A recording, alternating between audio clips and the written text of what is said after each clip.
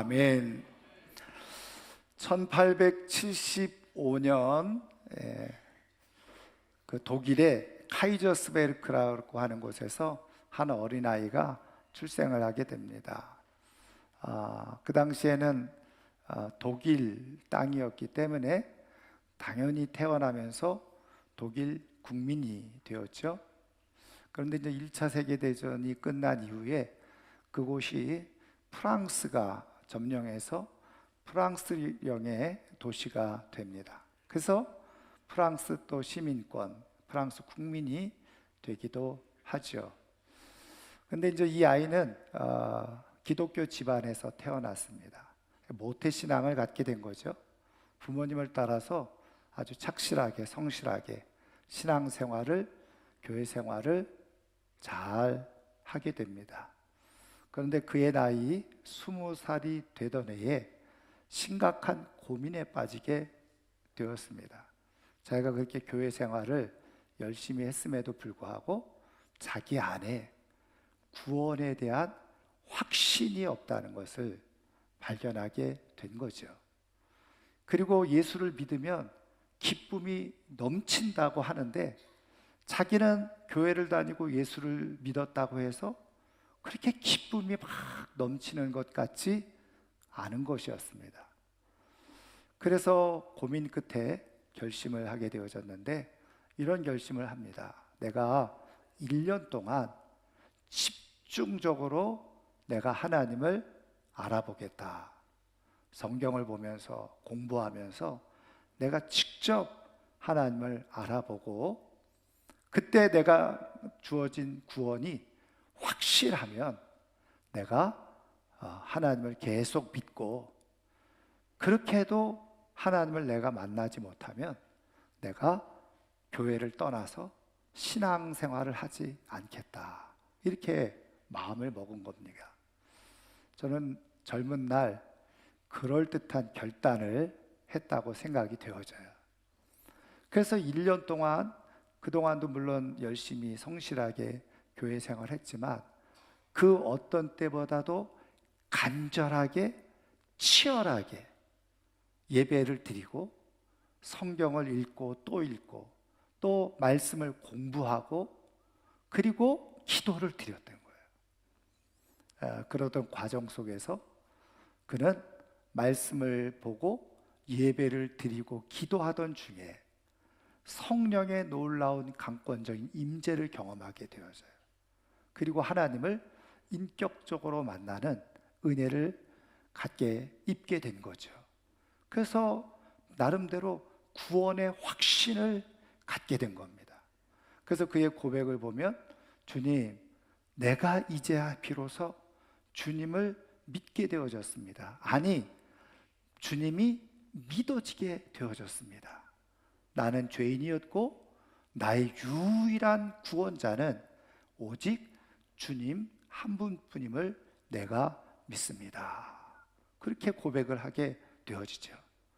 그리고 그 다음 날 아침에 일어났는데 여전히 똑같은 아침 그리고 똑같은 상황, 자기 삶에 아무것도 변화된 것이 없음에도 불구하고 그날 아침에 자기도 모르게 자기 속에서부터 솟구쳐 오르는 엄청난 기쁨과 희열을 경험하고 느끼게 된 겁니다. 그리고서 바깥으로 나가서 세상을 보니까 웬일입니까?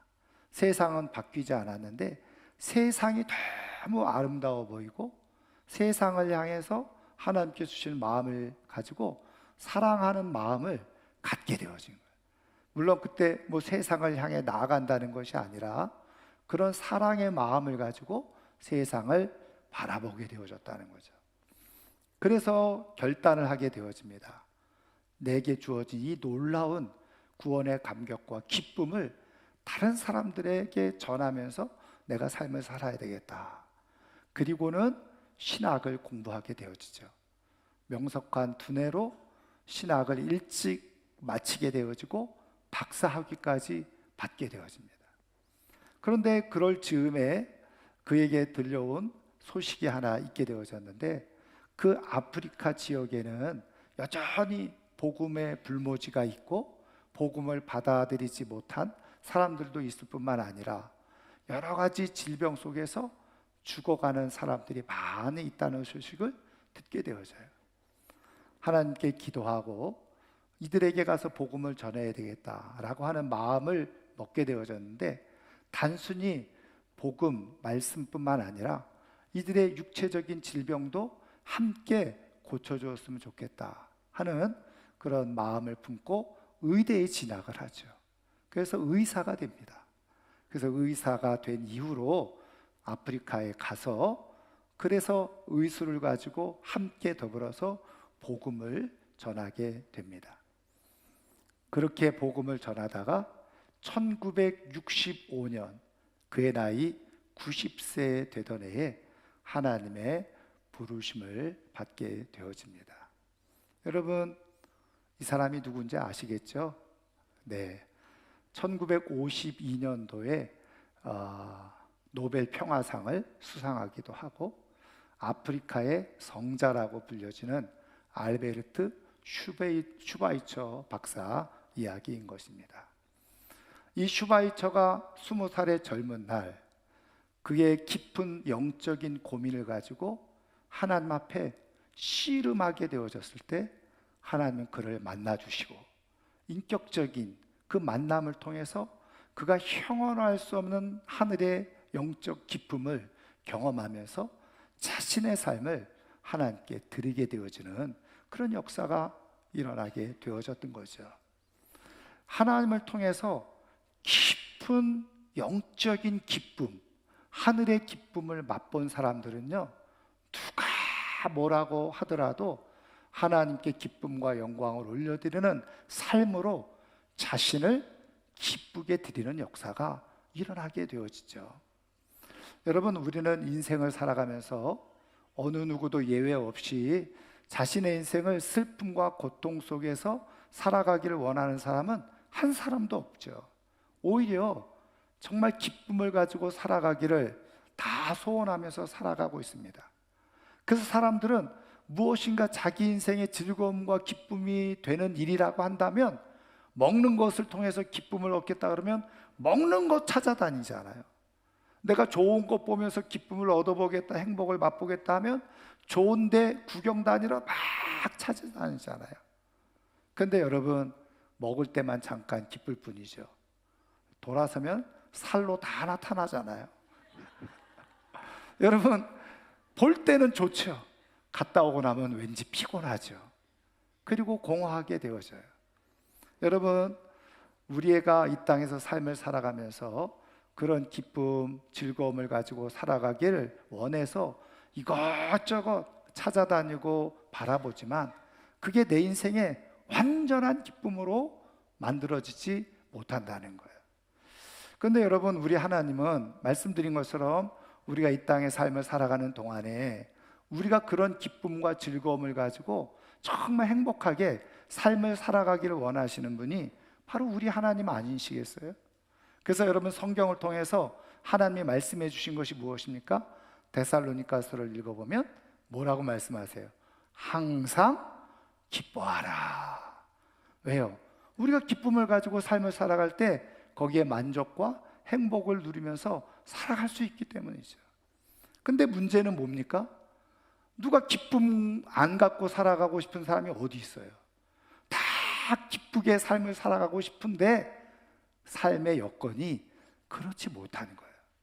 여러 가지 삶의 상황 속에서 근심, 걱정, 또 여러 가지 어려운 문제로 기쁨을 다 잃어버리고 삶을 살아가는 거죠. 그런 상황 속에서도 우리 하나님은 말씀드린 것처럼 기쁨으로 가득한 삶으로 살아가기를 원하시는 분이 바로 우리 하나님이신데, 그럼 우리가 어떻게 그런 기쁨을 가지고 삶을 살아갈 수 있을까? 하나님은 우리의 인생이 기쁨으로 가득한 본질적인 기쁨으로 채워지는 그런 인생이 되기 위해서 하나님은 우리에게 무엇을 말씀하고 계시는가? 오늘 우리에게 주신 성경을 통해서 우리 한번 살펴보면, 오늘 우리가 읽은 말씀은 표제어에도 나와 있듯이 다윗이 노래하고 찬양한 내용이죠. 다윗의 시입니다.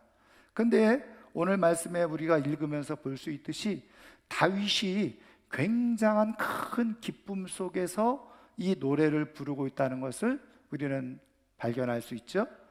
여러분 4절 5절 말씀을 한번 보겠습니다. 4절 5절 다 같이 한번 읽겠습니다. 주의 성도들아 여호와를 찬송하며 그의 거룩함을 기억하며 감사하라. 그의 노여움은 잠깐이요 그의 은총은 평생이로다. 저녁에는 울음이 깃들일지라도 아침에는 기쁨이 오리로다. 아멘. 여러분 지금 이 4절 말씀에 주의 성도들아 여호와를 찬양하라, 하나님을 기억하면서 하나님께 감사하자, 이렇게 노래를 하고 선포할 수 있었던 이유는 무엇입니까? 여러분 그만큼 다윗 안에 놀라운 기쁨이 있었다는 거예요. 그러니까 그냥 사람들을 향해서, 백성들을 향해서 우리가 하나님을 찬양합시다, 하나님께 감사합시다, 이렇게 선포할 수 있는 것 아니겠어요? 저는 오늘 이 아침에 나온 우리 사랑하는 성도님들이 이 다윗처럼 사람들 앞에서 우리 하나님을 찬양하며 삽시다, 감사하며 삽시다, 이렇게 선포할 수 있는 영적인 기쁨이 차고 넘칠 수 있기를 주님의 이름으로 축원합니다. 여러분 기쁨이 없으면 사람들한테 우리 찬양합시다, 우리 감사합시다, 그런 말이 나와요? 기쁨이 없으면 그런 말이 잘 안 나오는 거예요. 뭔가 기쁨이 있고 만족이 있고 즐겁고 좋으니까 찬양하라, 감사하라, 그러는 거죠. 여러분 그러면 다윗이 어떻게 이렇게 큰 감사 속에, 또 감격 속에, 기쁨 속에 이렇게 하나님을 찬양하고 감사하도록 선포하고 있느냐는 거죠. 여러분 그 비밀을 우리는 2절 3절에서 찾아볼 수 있는데, 자 2절 3절 우리 한번 다 같이 읽겠습니다. 여호와 내 하나님이여 내가 주께 부르짖음에 나를 고치셨나이다. 여호와여 주께서 내 영혼을 스올에서 끌어내어 나를 살리사 무덤으로 내려가지 아니하게 하셨나이다. 아멘. 여러분 2절 3절 말씀을 보니까 어떻게 해요? 다윗이 하나님을 향해서 찬양하면서 기쁨으로 가득 찰 만한 이유가 있지요. 무엇입니까? 나를 주님께서 고쳐주셨다는 거예요. 여러분 여기서 고쳐주셨다 이 말씀을 보니까 그러면 어떤 상태였었다는 거예요? 당연히 다윗이 병들었을 때가 있었다는 거예요.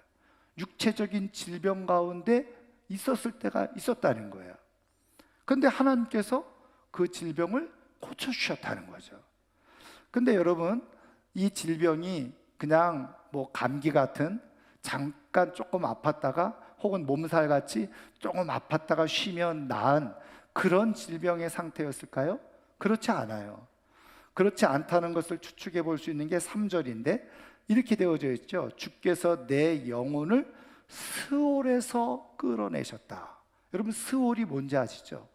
그 유대인들이 죽은 자가 가는 곳이 바로 스올, 그래 다른 번역으로는 음부라고도 번역하죠. 사실은 그와 비슷한 평행 구절이 그 다음에 있죠. 나를 살리사 어떻게 해요? 무덤으로 내려가지 아니하게 하셨다. 그러니까 스올은 무덤과 같은 곳이에요. 죽은 자들이 가는 곳이에요. 여러분 그런데 하나님께서 어떻게 해요? 스올에서 자기를 끌어내셨다. 이 얘기는 뭡니까? 자기가 지금 육체적인 질병 때문에 거의 죽을 지경 가운데까지 놓여져 있었다는 거예요. 아, 이제 나는 이 병 때문에 나는 이제 죽게 됐구나. 그런 느낌, 그런 생각까지 들었다는 거죠. 여러분, 저는 이 말씀을 보면서 아마 다윗이 이런 상황 가운데 놓여져 있지 않았을까. 우리가 이제 신약 성경을 읽어보면 예수님을 찾아왔던 12년 동안 혈루증 앓던 여인이 있지 않았겠어요? 여러분 이 혈루증 앓던 여인이 어떤 상태였다고요? 그 12년 동안 하혈, 근데 그거를 고치기 위해서 여러 의사들을 찾아갔어요. 돈을 많이 허비했어요. 그러면 고쳐져야 되는데 고쳐지질 않고 오히려 그 질병은 더 악화되어지고 중해졌다는 거예요. 여러분, 저는 다윗이 어쩌면 지금 내가 수월에 내가 내려가는, 다시 말하면 깊은 죽음 속에 빠져들어가는 느낌. 나름대로 처음에 몸이 아팠을 때는요, 뭐 그 당시에 치료하는 사람들, 의사들 불러다가 치료하려고 했을지도 몰라요. 그리고 그 질병을 치료하겠다고 좋다는 약 권해서 먹어봤을지도 몰라요. 그런데 병은 고쳐지질 않는 거예요. 그리고 점점점 심해지고 악화되어지는 거예요. 여러분, 그러면 깊은 수렁에 빠지게 되어지는 거죠. 그런데 놀랍게도 하나님은 자기를 어떻게 해요? 무덤으로 완전히 내려가지 않게 하시고, 다른 번역, 표준 세번역이나 공동번역 성경에서는요, 죽은 자들, 무덤에 내려간 자들 중에서 자기를 건져내셨다, 이렇게 표현을 해주고 있어요. 그러니까 자기가 거의 죽은 상황 가운데 놓여져 있었다는 거예요. 그런데 거기서 기적적으로 하나님의 치유를 경험한 거예요. 여러분, 그러니까 자연적으로 어떻게 해요? 이야, 하나님께 찬양과 감사를 올려드리면서 오늘 5절에 말씀한 것처럼 뭐예요? 저녁에는 울음이 깃들일지라도 아침에는 기쁨이 오리로다, 그러면서 그 기쁨의 노래를 하고 있는 거예요. 그러면 여러분, 다윗이 어떻게 이렇게 죽을 질병 가운데 놓여져 있다가 어떻게 이렇게 고침을 받게 되었어요? 간단합니다. 2절 말씀해 보시면, 여호와 내 하나님이여 내가 주께 부르짖음에. 그러니까 하나님 앞에 부르짖어서, 다시 말하면 기도를 하는 거예요. 하나님 앞에 간절히 도움을 요청하면서 기도를 했더니 하나님께서 고쳐주셨다는 거예요. 여러분, 우리가 몸이 아파 보신 분들 아시잖아요. 여러분, 물론 뭐 여러 가지 근심, 걱정이 있어도 사실 기도가 잘 되지 않을 수가 있어요. 근데 몸이 내가 안 좋다, 여러분, 몸살만 알아도 기도가 나옵니까? 기도가 잘 안 돼요. 기도의 자리에 나올 수가 없어요. 그런데 심지어는 다윗은 어떻게 해요? 자기가 지금 거의 죽을 상황 가운데까지 놓여져 있었던 거예요. 아, 이제는 내가 이렇게 죽는구나, 그렇게 생각을 했다는 거죠. 그러면 기도가 될까요? 기도하는 자리에 나올 수 있을까요? 쉽지를 않은 거예요. 근데 오늘 다윗은 어떻게 해요? 하나님 앞에 부르짖었다는 거예요. 기도했다는 거예요.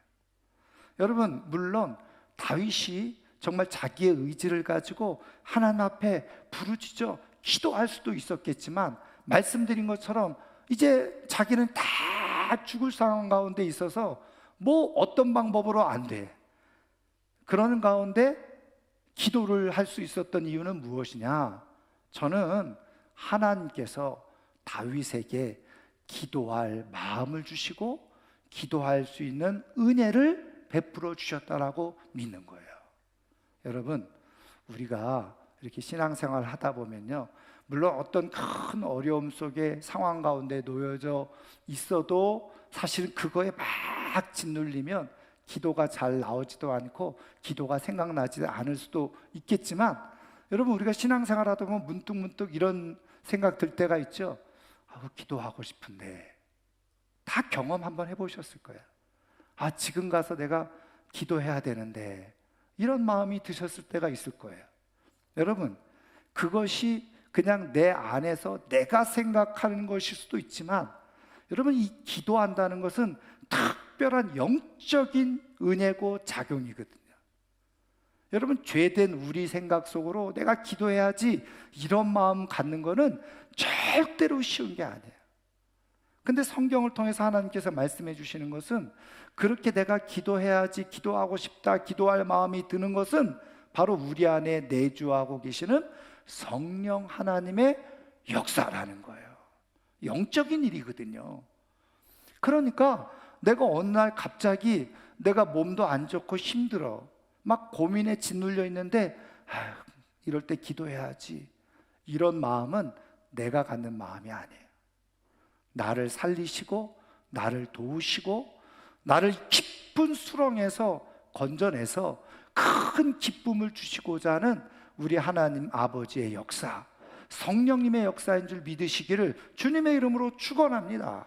근데 이때 어떤 상황 속에 있어도 그 순간 내게 주시는 성령의 마음을 따라서 하나님 도와주세요, 살려주세요, 함께 해주세요, 은혜 내려주세요, 그렇게 기도하고 기도의 자리에 힘써 나오게 되어질 때 어떤 역사가 일어나느냐?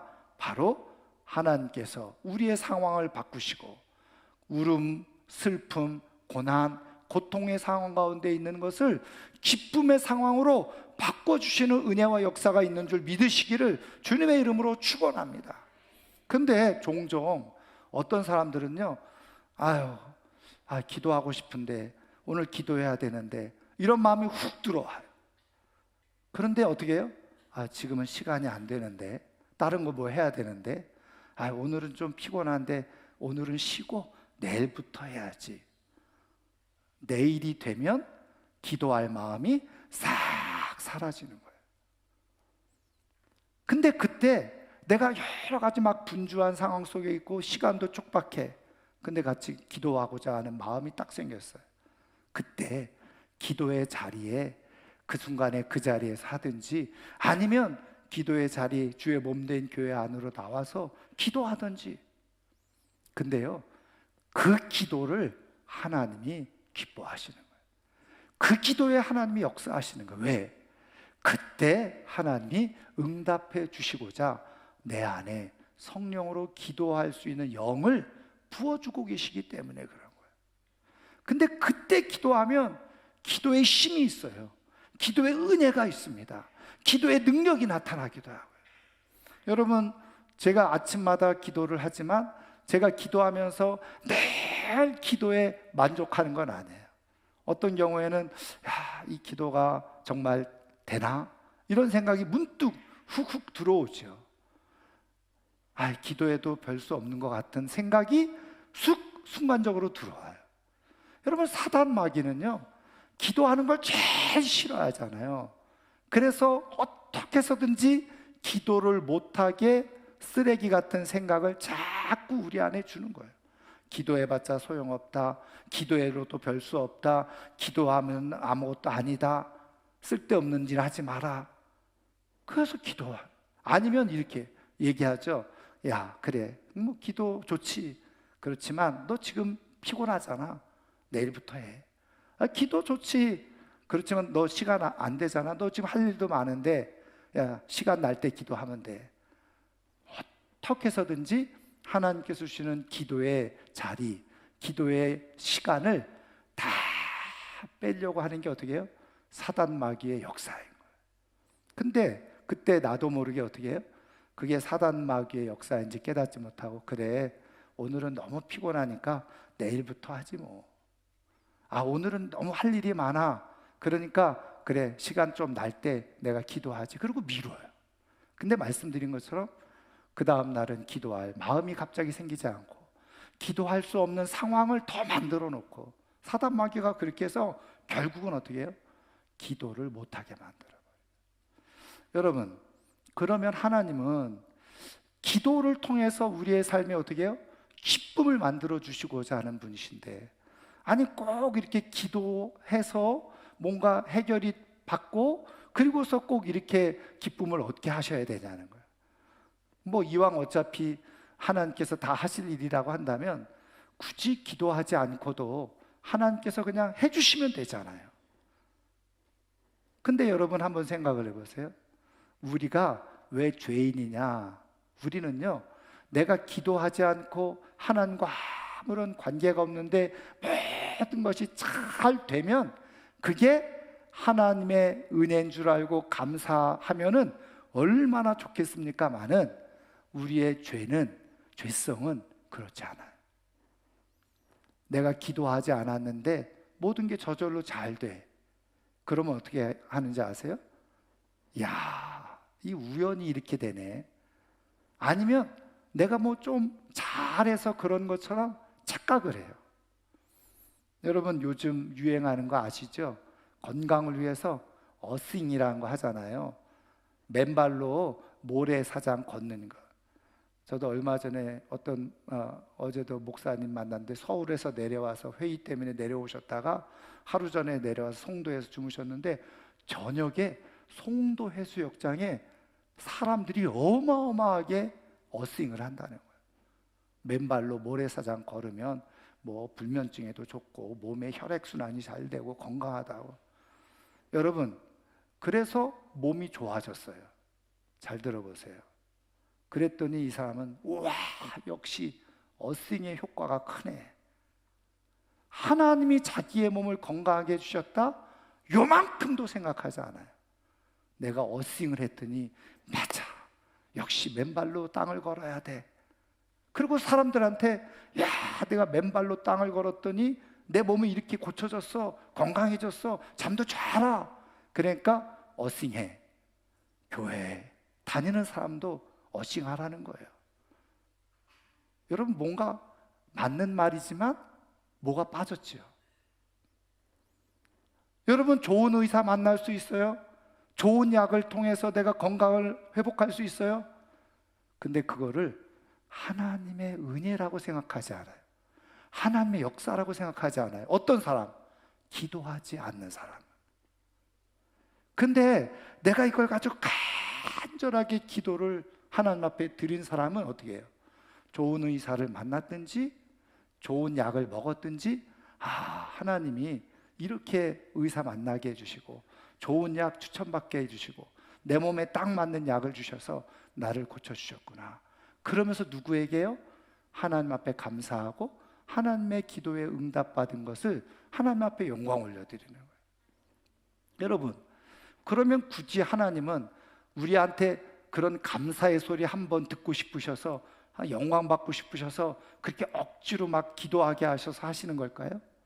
여러분, 아주 중요한 사실은 하나님이 그렇게 하시는 이유는요, 우리가 그것을 통해서 기쁨을 얻을 뿐만 아니라 하나님과의 관계가 계속 지속되어져서 그것을 통해서 하나님이 뜻하시는 사명을 감당해 나가고 그것을 통해서 결과적으로 우리의 인생 끝에 하나님께서 우리에게 주시는 어떻게 해요? 상을 주고 싶으셔서 그런 거예요. 이거를 뒤집어서 말하면 기도하지 않아요? 하나님의 은혜를 모르죠? 하나님께서 행하신 것을 깨닫지 못하죠? 하나님과의 관계가 멀어지는 거예요. 그러다 보니까 어떻게 해요? 하나님을 위한 삶을 살아갈까요? 그런 사람들이 절대로 하나님을 위한 삶을 살아가지 않아요. 왜? 내가 열심히 땅 밟아가지고 내가 건강 얻었으니 땅만 밟고 살아가는 거예요. 하나님께 영광 올려드릴 생각을 요만큼도 하지 않아요. 그런데 그렇게 살다가 그냥 예배만 드리고 살다가 하늘나라에 갔더니 아무 상이 없어요. 그리고 더 심한 경우는 믿음을 잃어버리는 경우도 있겠죠. 그러면은 영원한 멸망 가운데 떨어지는 거예요. 그래서 하나님은 중요한 두 가지, 우리가 하나님과 관계가 끊어지지 않고 계속해서 하나님과 함께하는 삶을 통해서 우리가 하나님 나라에서 우리에게 영광을 주시고 엄청난 상을 주시기 위해서 기도라고 하는 장치를 통해서 하나님과 계속 관계를 갖고 살아가게 하시고, 그리고 그것을 통해서 어떻게 해요? 하나님이 베푸시는 기적을 경험하고 하나님이 주시는 신비한 하늘나라의 기쁨을 가지고 살아가도록 하시기 위한 하나님의 장치가 바로 기도라는 거예요. 여러분, 그래서 하나님의 영이신 성령님은 어떻게 한다고요? 우리가 기도할 수 없을 것 같은 상황 속에서 자꾸 기도의 자리로 내모시는 거예요. 그래서 기도하도록 마음속에 감동을 주시고 기도할 수 있도록 충동을 주시고, 심지어는 그거를 잘 깨닫지 못하면 기도하는 사람을 옆에서 붙이셔서 함께 기도하러 가자라고 듣게 하시는 거예요. 왜? 그래야지 하나님과의 관계도 끊어지지 않고 하나님의 은혜를 기억하고 응답을 경험하고 내 삶에 하나님께 주시는 기쁨을, 하나님을 통해서 얻는 기쁨을 비로소 경험할 수 있기 때문에 그래요. 여러분, 기도가 기쁨이에요. 여러분, 고난과 슬픔과 고통 속에 기도를 만날 때 그 기도가 기쁨이 되는 줄 믿으시기를 주님의 이름으로 축원합니다. 고난과 슬픔과 아픔이 기도를 만나면 그 기도가 기쁨이 되어지는 역사가 일어나게 되어지는 거예요. 그래서 우리 하나님은 우리를 사랑하셔서 우리를 피곤하고 힘들고 어려운데 자꾸 기도의 자리로 우리를 내모시는 게 우리를 귀찮게 하고 불편하게 하기 위해서가 아니에요. 결국은 그것이 우리에게 기쁨이 될 뿐만 아니라 더 나아가서 하나님 앞에 영광이 되고 하늘의 상을 주시고자 하는 하나님의 큰 그림이 있는 거죠. 사랑하는 성도 여러분, 성령께서 내 안에 또 믿음의 사람들을 통해서 야, 기도하자, 기도하러 가자, 이럴 때 주의 음성을 처럼 듣고 내 삶을 바꿔주시고 역전시키셔서 기쁨으로 채워주시고자 하는 하나님의 뜻이 있는 줄 알고 그 순간에 바로 반응해서 기쁨의 자리에 나오는 가운데 하나님께서 이루시는 기적을 경험하고 하나님을 경험하고 내 상황이 완전히 바뀌어지는 것을 경험하고 큰 기쁨으로 하나님께 영광 올려드리며 살아가는 하나님의 사람들 되기를 주님의 이름으로 축원합니다. 여러분, 고난이 기도를 만나면 기쁨이 되는 거예요. 여러분, 제가 한 번씩 소개해드린 이주연 목사님이 이런 글을 썼더라고요. 믿음이란 뭐냐? 믿음이란 울음으로 시작된 삶을 기쁨으로 끝나게 하는 은총이다. 믿음이 뭐냐?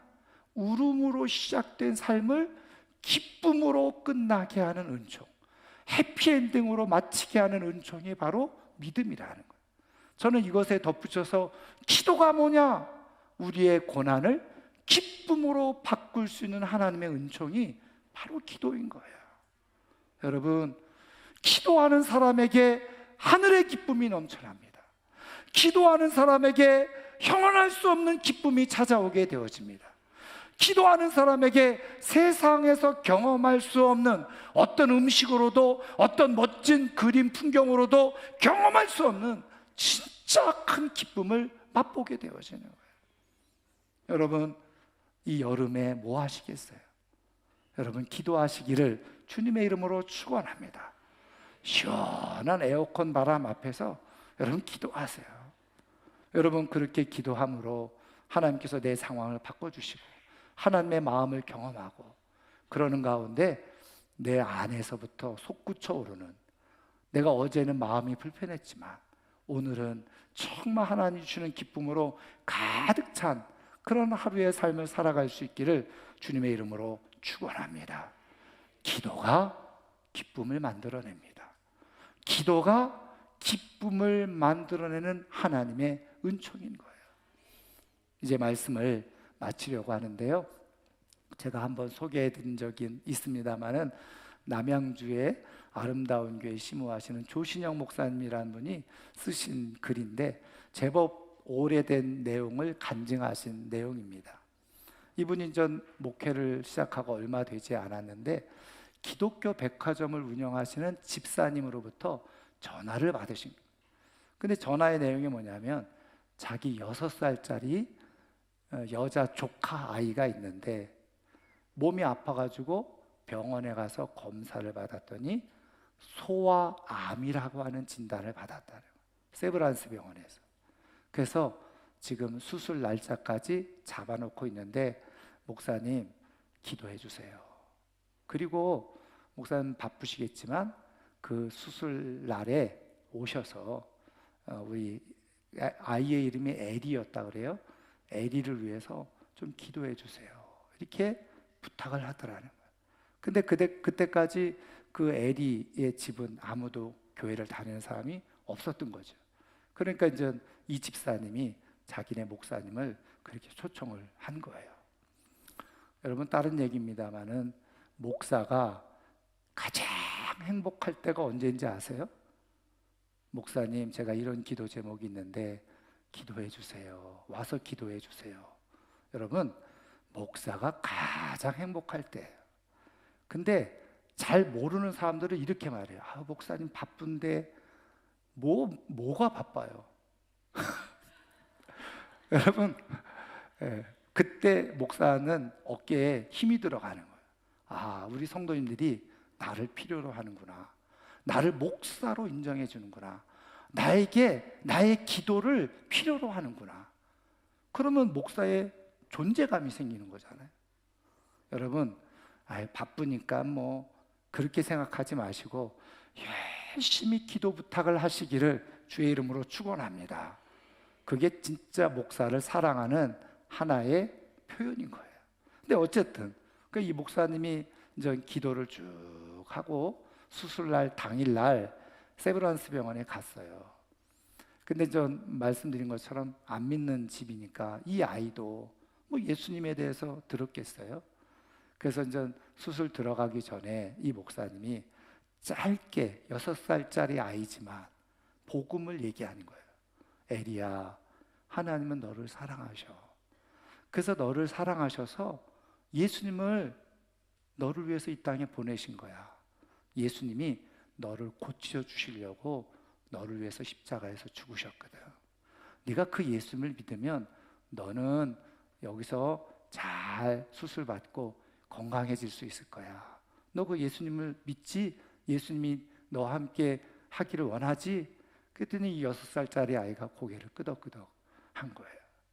그리고서 이 목사님이 간절하게 기도를 했어요. 그리고 수술실로 들어가죠. 그리고 이 집사님과 또 그 형제들 가족들은 이제 부모 대기실에서 수술 대기실에서 기다리고 있는데 이제 목사님이 이제 인사를 하고 이렇게 나오려고 하는데 갑자기 성령께서 주시는 감동이 있는 거예요. 세브란스 병원 교회에 가서 기도해라. 그런 마음을 주셨대요. 그래가지고 성령께서 주시는 마음을 따라서 그 병원 교회에 가서 이제 기도를 막 하는데 갑자기 또 마음속에 손 들고 기도해라. 그래서 손을 들고 기도를 했대요. 근데 한 30분 정도 기도하다 보니까 마음속에 성령께서 내가 오늘 나의 구원을 보리라. 그런 감동이 딱 오더라는 거예요. 그래서 확신이 들었다는 거예요. 그래서 마침 팔도 아프고 그래서 내리려고 했더니 계속 기도해라. 근데 이제 그때 그 암 환자를 위해서 기도하라는 마음의 감동을 주시더라는 거예요. 그래서 이제 그냥 아프지만 손을 들고 암 환자를 위해서 기도를 했는데 하나님께서 이만 됐다. 손을 내리고 기도를 그만해도 된다. 그런 감동을 주셔서 손을 내리고 일어나는데 시계를 보니까 오후 3시가 된 거예요. 근데 보니까 아까 수술실에 들어갈 때 수술 시간이 어느 정도 걸릴 거고 어느 정도면 수술이 끝날 거라는 걸 들었는데 보통 3시 정도의 수술이 끝날 거라는 걸 들어서 지금 그럼 끝났겠구나. 그러면은 가족들을 만나고 가야지.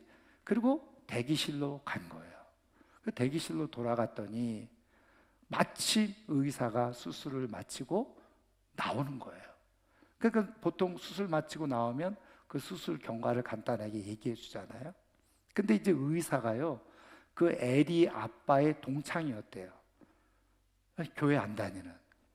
근데 이제 나와가지고는 이렇게 얘기를 하더라는 거예요. 내가 오늘 굉장히 놀라운 일을 겪었다고.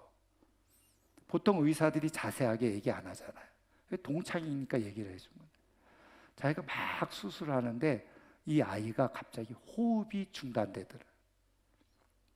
호흡이 멈춰주면 끝나는 거잖아요. 근데 지금 다 모든 걸 하고 뭐 이제 하는데 호흡이 멈춰서 여기서 끝나면 이것도 안 되고 그냥 끝나는 거잖아요. 그래서 빨리 서둘러서 어쨌든 하고 이제 다시 소생시키려고 막 서둘러서 했다는 거예요. 그리고 나서 다시 소생시키려고 보니까 더 이상 이 심장까지 정지돼서 아무것도 안 되더라. 이게 자기 여기까지구나. 이 아이는 죽었구나. 그리고서 자기가 이 시트를 덮었다는 거예요. 그러니까 다들 수술하다 그런 일이 있으니까 별로 기분이 안 좋잖아요. 그리고 자기도 이제 막 나오려고 하는데 갑자기 얘가 호흡을 하면서 몸을 뒤척이면서 움직이더라고요. 다 이제 그 수술했던 사람들이 놀래가지고 그냥 시트 그냥 걷어내고 다시 다 또 마무리를 하게 된 거죠. 근데 호흡이 멈췄을 때가 오후 2시였대요.